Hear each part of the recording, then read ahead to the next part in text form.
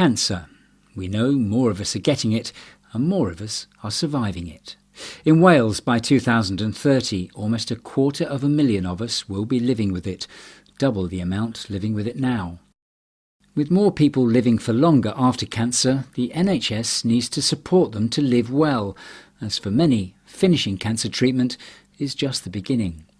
People who finished initial treatment often feel worried about how to tell if their cancer has come back and who they can turn to.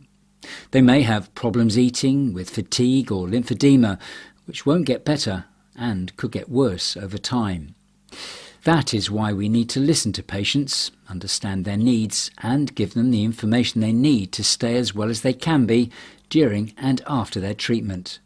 Macmillan Wales believes there are 3 simple ways we can do this.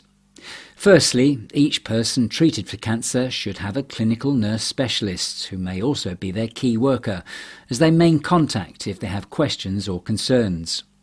Secondly, they should have the opportunity to sit down with a clinical nurse specialist to discuss their needs.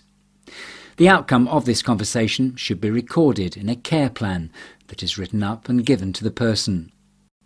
Finally, people with cancer also need high-quality information and support to help them to look after themselves and stay well. That could be by joining their local walking group or by doing simple exercises to reduce their chances of the cancer coming back or developing other chronic conditions. These 3 things will help them to have care that is safe, cost-effective and responds to their needs. It will also help the NHS to reduce variation, waste and harm to the people it's caring for. In Wales, the Welsh Government's Cancer Delivery Plan says each cancer patient should have a key worker, a personalised assessment which results in a written care plan and be referred routinely to financial information. But we know from our first National Cancer Patient Experience Survey that these things are not happening for everyone. Macmillan believes that if people's needs are identified, discussed and documented, their care and their ability to care for themselves will improve.